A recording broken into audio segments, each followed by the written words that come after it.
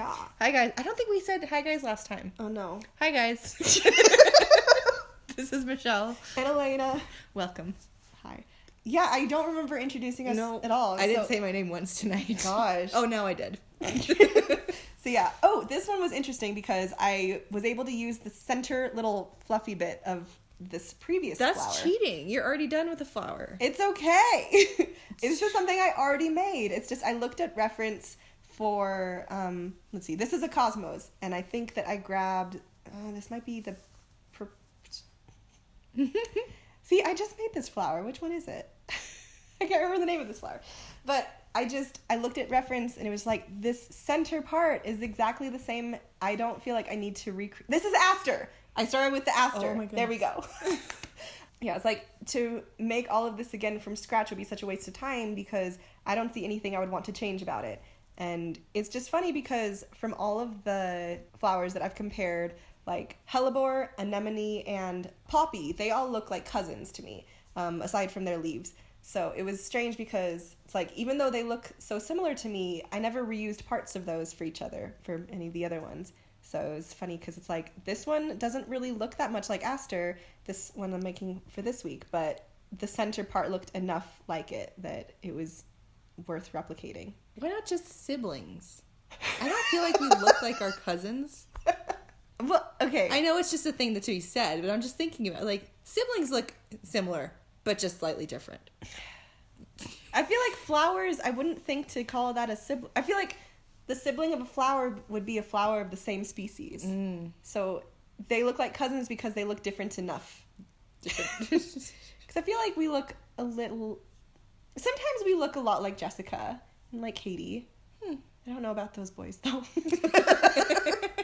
Anyway, but yeah, this is the second week of October, and so this is the birth month flower for October. What's the meaning? I don't know. You didn't look up this one? I didn't look up. You have one job. What do you even do the rest of the week? I look at the cover of my floriography book, and I make sure it stays closed. I'm not going to look into that any further. You can't read the words. You just look at the reference picture. Yeah. Move on. I mean, really, I'm an artist. I don't want to read words. Ugh. I'm already busy reading all of our murder mystery books. Or the instructions to the new board games we got the kids. Oh my gosh. Yeah. Those are fun games, but I don't think they'll be lifetime fun. It was good, though. I kind of like the ice cream, though, and I think that one can be a good one. Yeah. Look in the description if you want to know what games we're talking about, because I certainly can't remember. It was rough, though, because I already, I have a low patience for understanding games in general. Like, I want someone else to explain it to me, and also I'm going to be, huffy and rolling my eyes the whole time. That's just the part That's sisters. I feel the same way. I had to get over that because Burm played games all the time, and I felt like I'm a toxic person when I feel this way. I had to move on, but that is my instinct. It's like, okay, tell me how to play this game. I'm irritated. Okay, tell me the rules. Okay, just give me the paper. I'll read them. I hate this. Let me just see you play it. I don't understand. I don't want to play. Yeah. So, as soon as you realize you're having a funk and making a funk for everyone else, and then you can just be humbled and be like, I can stop this now. But it's so I can recognize that in me, and I'm trying to just chill out on it. But anyway, so today it's I was having to read instructions, but also I had the ticking time bomb of two kids wanting to play it right away. And it's okay, just let me read this uninterrupted for a few minutes. But it was it's so distracting. You can't just tell them to be quiet. I don't want Felicity's this new thing where she just sings at the top of her lungs all the time. It's I get it. You're not talking. We're not talking. I don't want to just shut you down, but I can't even hear myself think. Children are fun. Yeah, let's see. I had one remaining anecdote that I can bring up because maybe you can relate to this. Okay, yeah, last week I was building Legos with the kids, and they had this whole kit that they got a year ago, or some celebration that is the House for Encanto. And I remember that there were all these packets that you guys ripped open, and there was a booklet of instructions and stuff. And I remember seeing that a year or so ago, thinking that was a new, an innovation, because I just hadn't ever seen that before. And like, looking back on my experience with Legos throughout our lives, I realized, like, I've just had my blinders up the whole time. Because when we were younger, we just had, like, a huge bucket of Legos. We didn't just have instructions, and we didn't buy special kits. Or if we did, I was too young, so it was for the boys or, like, the older siblings. So I didn't have any of that. Well, yes, the Legos, I don't remember getting new Legos ever. Sorry, Mom. We had a ton, and we played with them, and that was great.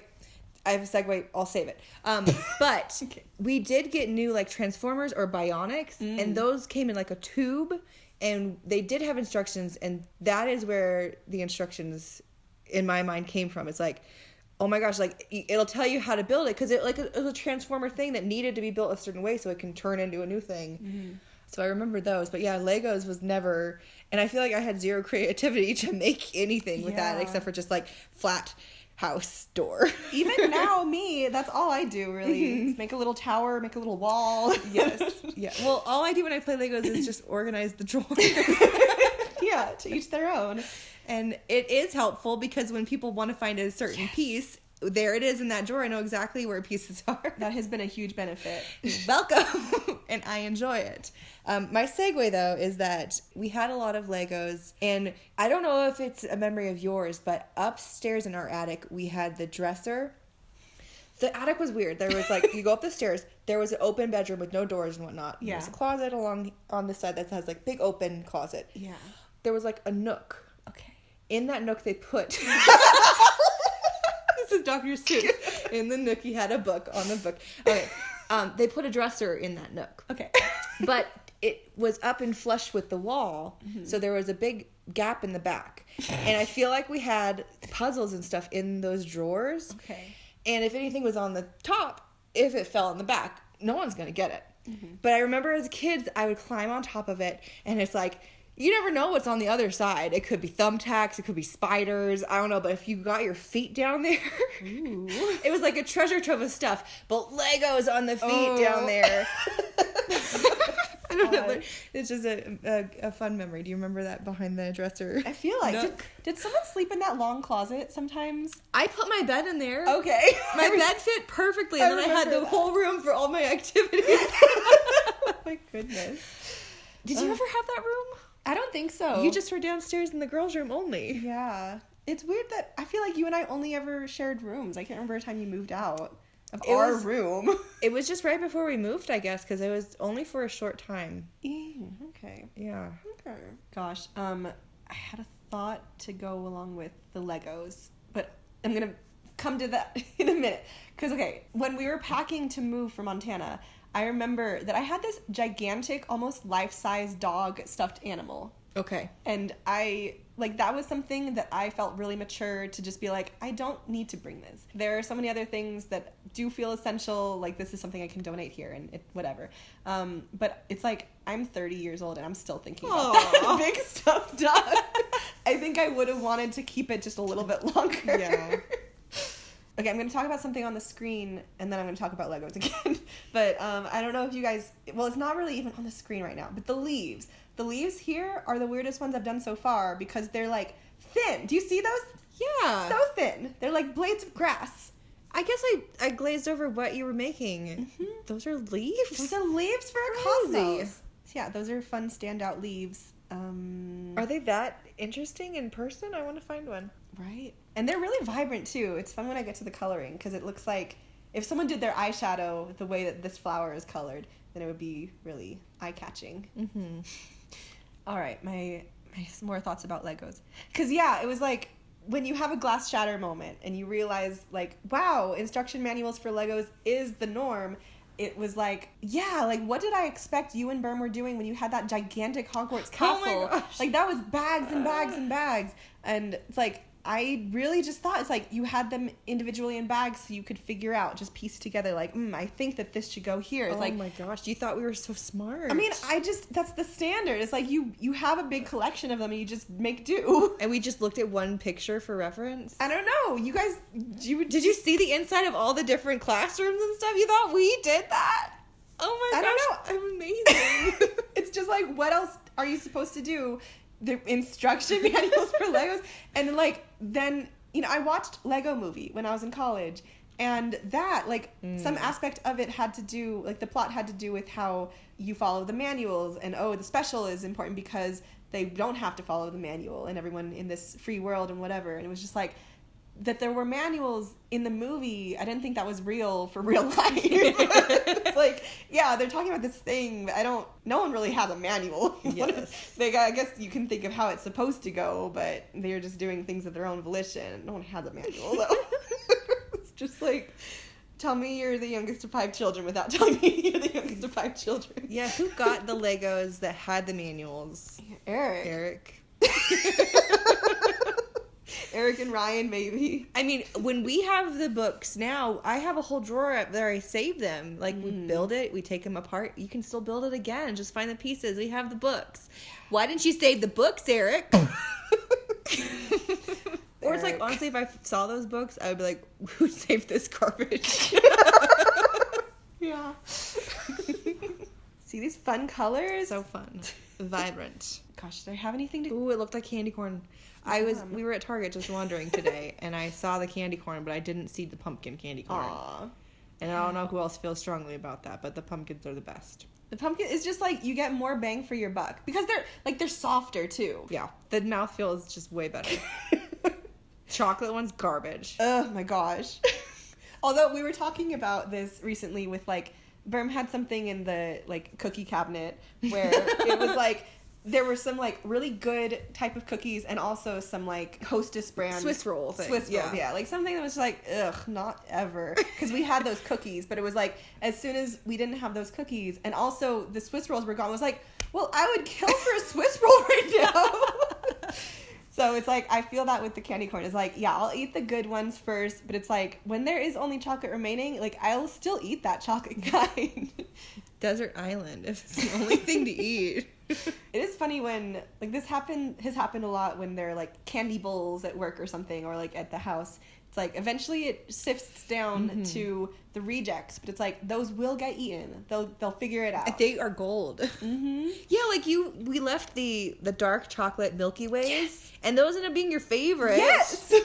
But they seemed like, ugh. Yeah, I wouldn't normally prefer dark chocolate, and, like, the weird version of Milky Way is like, why would I be interested at all? But it's like, no, those were good, though.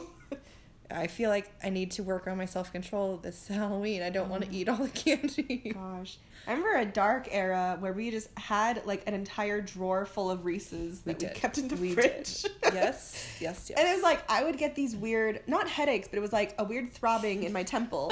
And I was like, I guess I just need to go walking outside some more. It's like, I didn't put that together for a few weeks. Like, no, it's because you're ingesting so much sugar. Like, Reese's. We had Oreos all the time, too. But Oreo, that was important because you were pregnant and Oreos don't have dairy. Yeah. I didn't need to eat Oreos. I did. It was just a good food that you could eat while you were pregnant. It was nice. Necessary, nutritional. I'm getting to the point where I've made so many flowers that I'm already forgetting them. Like, I couldn't remember that it was Aster that I made at the very beginning of the video that I imported in there. Like, there are too many and I'm forgetting already. Are you going to put them all into one scene? I would love... Oh, just make a bouquet. Oh. I would love one. Okay. I've been kind of thinking about it. I'm going to try to think of how I can arrange that. And then 3D model me holding them? Okay. Well, add that to the list. Gosh. And then all the, like, leaf things. Like, all the things that are not quite flowers that you keep sending me. Yes. It's like, I can add that on the ground. Or still in the bouquet. Who knows? Yeah, because you need sprigs of green in there. Yeah. Oof. So good. And then 3D print them all so I can have it in real life. And then you can have a side-by-side of me 3D'd with the 3D flowers and then me in real life holding the 3D models printed. I mean, speaking of Legos, I have been thinking of how to alter the design of each of these flowers so that they would be, like, interlocking. So that they could be, like, Legos. You put them together. It's like, well, I just want a few blooms on this one. So you click, click, click. And, like, oh, just one leaf. Unclick, you know. Nice. I want to think of how to do that, but it's like, it's hard. 3D printing is weird. Yeah. Anyway, thank you everyone for watching. See you next time. Ba-dum-bum, ba-dum-bum.